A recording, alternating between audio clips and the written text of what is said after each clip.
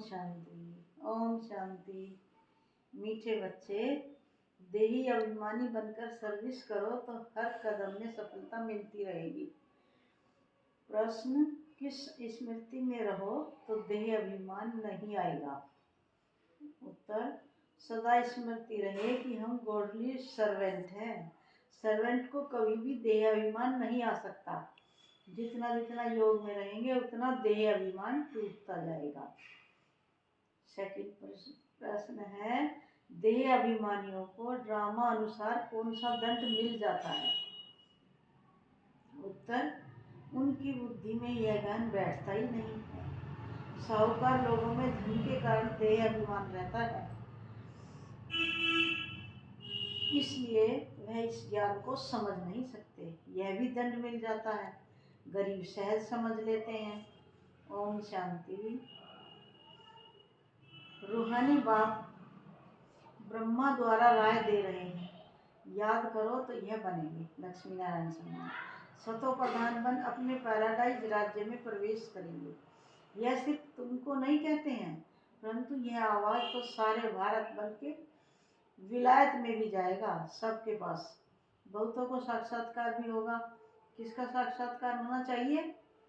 वह भी बुद्धि से काम लेना चाहिए। बाप ब्रह्मा द्वारा ही साक्षात्कार करा कर कहते हैं, प्रिंस बनना है तो जाओ ब्रह्मा व ब्राह्मणों के पास। यूरोपवासी भी इनको समझने चाहते हैं। भारत पैराडाइज था तो किसका राज्य था, यह पूरा कोई जानते नहीं है। भारत ही हेवन स्वर्ग था। अभी तुम सबको समझा रहे हो, यह सहज राजयोग है जिससे भारत स्वर्ग अथवा हेवन बनता है। विलायत वालों की फिर भी बुद्धि कुछ अच्छी है, वह झट समझेंगे। तो अब सर्विसेबल बच्चों को क्या करना चाहिए?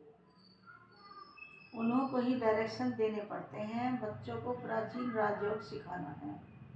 तुम्हारे पास म्यूजियम, प्रदर्शनी आदि में बहुत आते हैं, ओपिनियन लिखते हैं कि यह बहुत अच्छा कार्य कर रहे हैं, परंतु खुद समझते नहीं हैं।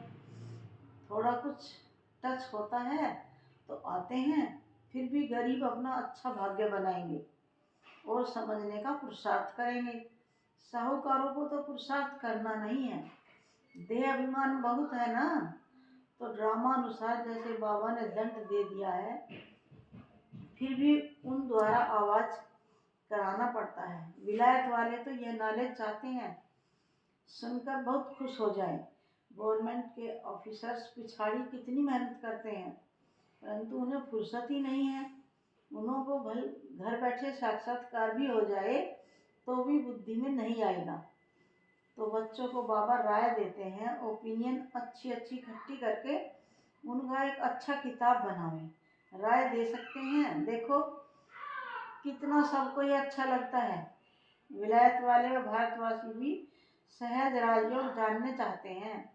स्वर्ग के देवी देवताओं की राजाई जो सहज राजयोग से भारत को प्राप्त होती है, तो क्यों न ये म्यूजियम गवर्नमेंट हाउस में अंदर लगा दें, जहाँ कॉन्फ्रेंस आदि होती रहती है। यह ख्यालात बच्चों के चलने चाहिए। अभी टाइम लगेगा, इतनी जल्दी नरम बुद्धि नहीं होगी। गोदरेज का ताला बुद्धि को लगा हुआ है, अभी आवाज निकले तो रिवोल्यूशन हो जाए। हाँ, होना जरूर है। बोलो, गवर्नमेंट हाउस में भी म्यूजियम हो तो बहुत फॉरेनर्स भी आकर देखें। विजय तो बच्चों की जरूर होनी है, तो ख्यालात चलने चाहिए। देही अभिमानी को ही ऐसे ख्याल आएंगे कि क्या करना चाहिए, जो बेचारों को मालूम पड़े और बाप से वर्षा लेवे। हम लिखते भी हैं बिगर कोई खर्चा। तो अच्छे जो बच्चे आते हैं, राय देते हैं। डिप्टी प्राइम मिनिस्टर ओपनिंग करने आते हैं, फिर प्राइम मिनिस्टर, प्रेसिडेंट भी आएंगे, क्योंकि उन्हों को भी जाकर बताएंगे। यह तो वंडरफुल नॉलेज है। सच्ची शांति तो ऐसे स्थापन होनी है। जचता है, समझानी भी है, जचने की। आज नहीं जचेगी तो कल जचेगी। बाप कहते रहते हैं बड़े बड़े आदमियों के पास जाओ, आगे चल, वो भी समझेंगे। मनुष्यों की बुद्धि तमो प्रधान है, इसलिए उल्टे काम करते रहते हैं, दिन प्रतिदिन और ही तमो प्रधान बनते जाते हैं। तुम समझाने की कोशिश करते हो कि यह विकारी धंधा बंद करो, अपनी उन्नति करो। बाप आए हैं पवित्र देवता बनाने। आखिर वह दिन भी आएगा जो गवर्नमेंट हाउस में म्यूजियम होगा। बोलो, खर्चा तो हम अपना करते हैं, गवर्नमेंट तो कभी पैसा नहीं देगी। तुम बच्चे कहेंगे अपने खर्चे से हर एक गवर्नमेंट हाउस में यह म्यूजियम लगा सकते हैं। एक बड़े गवर्नमेंट हाउस में हो जाए तो फिर सब में हो जाए। समझाने वाला भी जरूर चाहिए।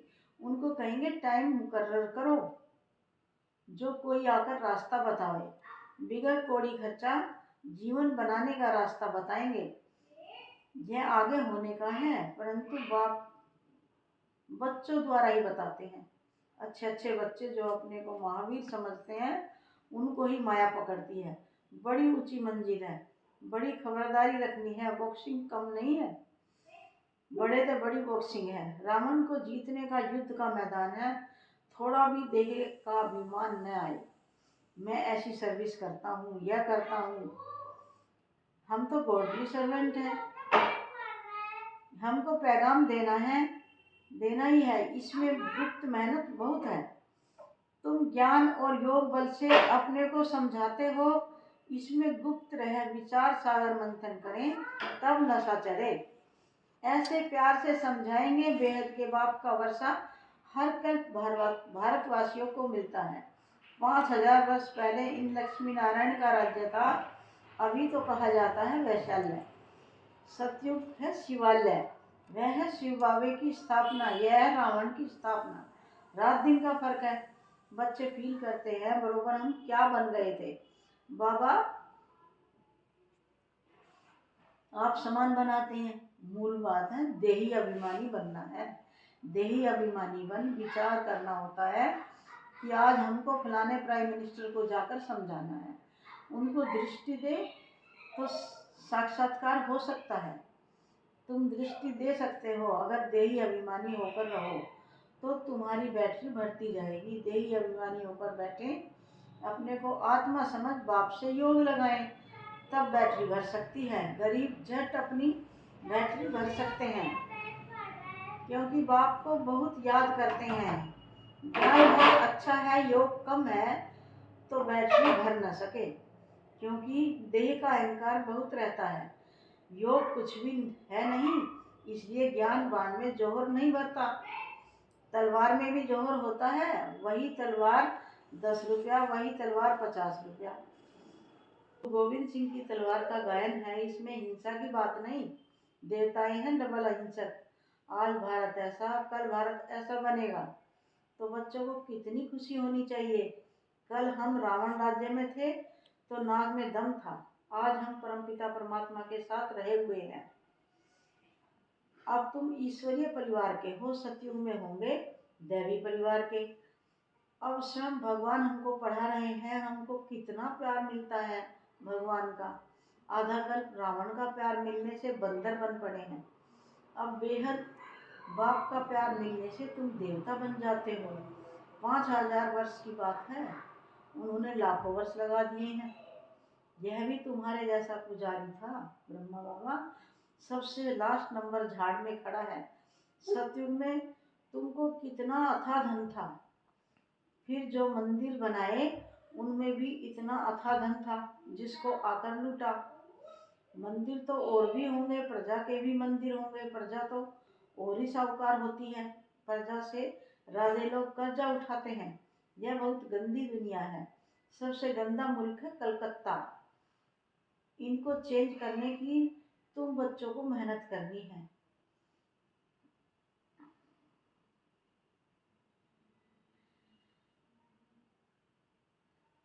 जो करेगा सो पाएगा। देह अभिमान आया और गिरा।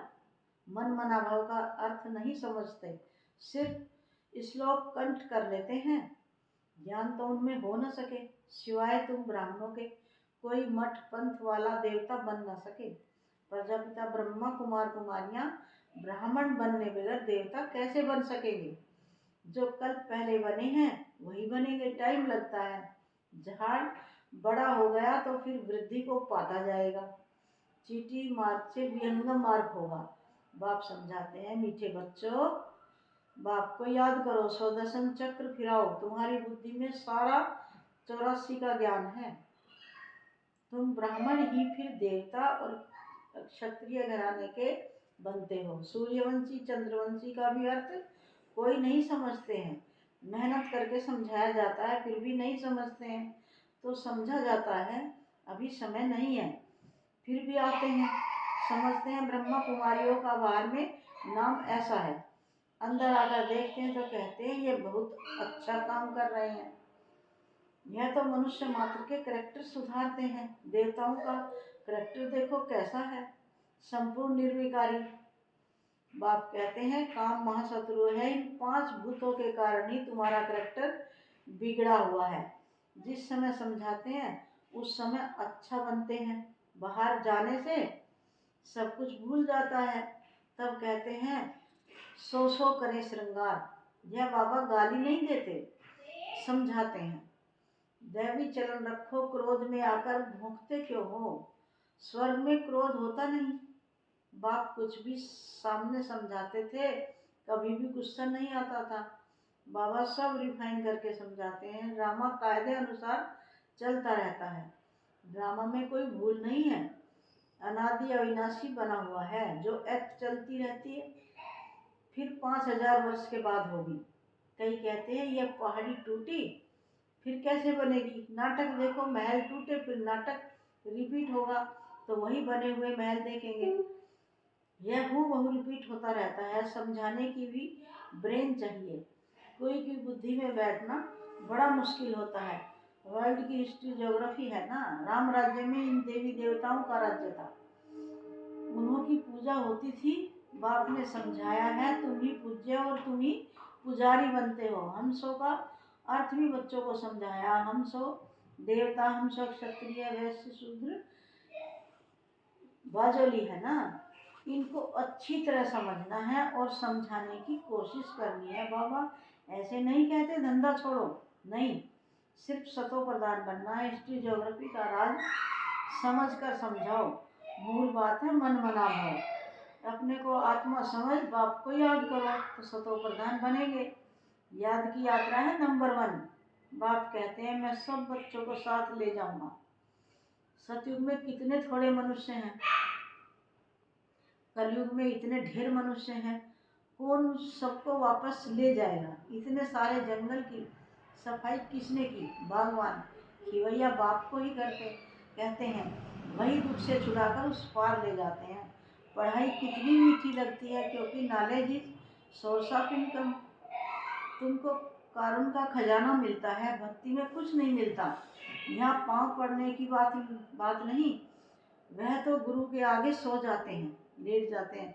इससे बाप छुड़ाते हैं। ऐसे बाप को याद करना चाहिए, वह हमारा बाप है। यह समझ लिया ना। बाबा से वर्षा जरूर मिलता है, वह खुशी रहती है। लिखते हैं हम साहूकार के पास गए तो लज्जा आती थी, हम गरीब हैं। बाबा कहते हैं गरीब हो और ही अच्छा, साहूकार होते तो यहाँ आते ही नहीं। अच्छा, मीठे मीठे सिखी हृदय बच्चों प्रति माता पिता बाप दादा का याद प्यार। Good morning. रूहानी बाप की रूहानी बच्चों को नमस्ते। हम रूहानी बच्चों की रूहानी बाप दादा माता पिता को नमस्ते नमस्ते नमस्ते। धारणा के लिए मुख्य सार, पहली पॉइंट, सदा इसी खुशी व नशे में रहना है कि अभी हम ईश्वरीय परिवार के हैं। स्वयं भगवान हमें पढ़ा रहे हैं, उनका प्यार हमें मिल रहा है जिस प्यार से हम देवता बनेंगे। सेकंड पॉइंट, इस बने बनाए ड्रामा को एक्यूरेट समझना है। इसमें कोई भूल हो नहीं सकती। जो एक्ट हुई फिर रिपीट होगी। इस बात को अच्छे दिमाग से समझकर चलो तो कभी गुस्सा नहीं आएगा। बाबा का वरदान है तूफान को तोहफा गिफ्ट समझ सहज क्रॉस करने वाले संपूर्ण और संपन्न भाव। तूफान को तोहफा गिफ्ट समझ सहज क्रॉस करने वाले संपूर्ण और संपन्न भाव।